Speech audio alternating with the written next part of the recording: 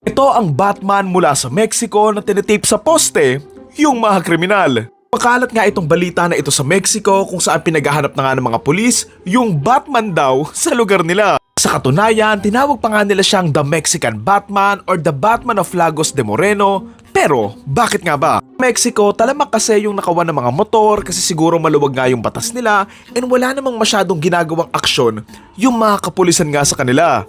Pero isang araw, dito na nga matatakot yung mga magnanakaw nga ng motor sa kanila matapos nga silang hulihin ni Batman. Kung si Batman, hinuhuli nga niya yung mga magnanakaw tuwing gabi at pagkahuli niya sa kanila, hindi niya sila dinadala sa kulungan. But instead, tinetape nga niya yung mga magnanakaw doon nga sa poste para nga ipakita sila sa maraming tao. Siguro ginagawa nga niya ito bilang paalala na kung magnanakaw ka ng motor sa kanila, then ganito din yung mangyayari sa'yo. Kabuuan, meron ng 5 insidente ng mga magnanakaw na natagpuang nakatape nga sa mga poste matapos silang magnakaw nga ng mga motor.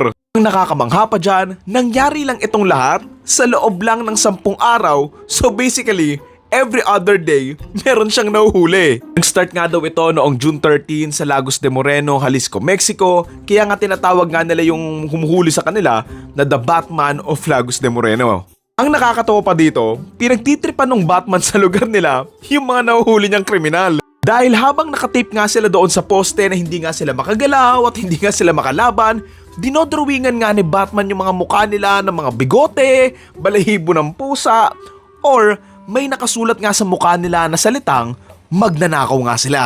Harapan din pala nila sa tabi nga ng poste, makikita nga din ang isang motor na di umano, ito daw yung mga motor na ninakaw nila at pinark pa nga daw doon sa harapan nila bilang paalala na sila nga yung mga nagnakaw nito. Nakakatuwang nauhuli mga kriminal but again, delikado din kasi yung nanonormalize sa mga vigilante.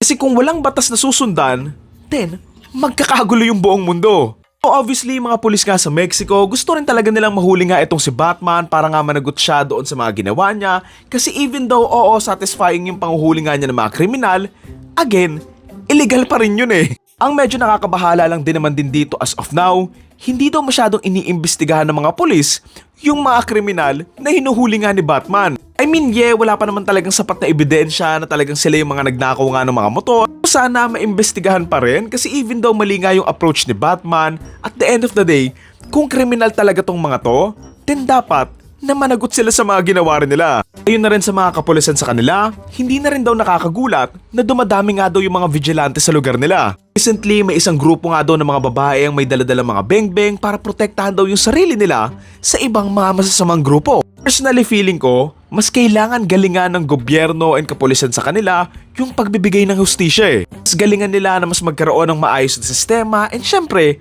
hulihin nga yung mga kriminal na malaya ngang nakakagawa ng mga krimen. Kasi kung wala ka din namang makukuhang tulong nga sa gobyerno, walang silbi yung mga kapulisan sa inyo, then wala ka din talagang choice kundi ilagay sa kamay mo yung mismong batas. So ayan, kayo ba? Dapat bang hulihin itong si Batman or hayaan na lang siyang manghuli ng mga di umano mga kriminal daw?